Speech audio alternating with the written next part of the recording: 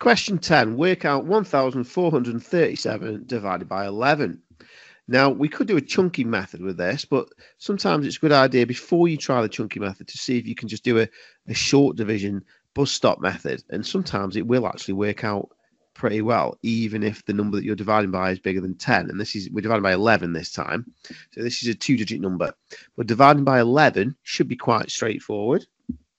So let's put our bus stop method in. So 1,437 goes under the bus stop, and then 11 goes in front of the bus stop. And then as long as we know our 11 times table, this should be quite easy. So how many 11s will squeeze into 1? Well, 11 will not squeeze into 1 at all because 11 is bigger than 1, so that's 0.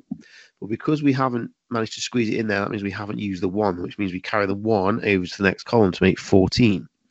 How many 11s squeeze into 14? That's once. One lot of 11 is 11, with a remainder of 3 to get you up to 14. So carry a remainder of 3. And now that gives us 33.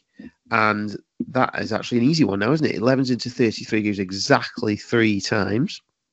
And it's the next bit which might cause some people a problem. So 11s into 7 won't go, because 11 is bigger than 7, but because you haven't used that 7, the 7 is actually the remainder.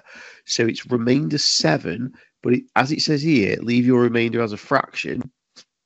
If it's remainder 7, it's 7 divided by whatever number you do. The remainder is also divided by 11. If the whole number is divided by 11, the remainder is also divided by 11. So you put the remainder of 7 divided by 11. And 7 divided by 11, you just leave it as a fraction, 7/11. So the final answer is 130 remainder 7. And when you write that as a fraction, it's 130 and 7/11.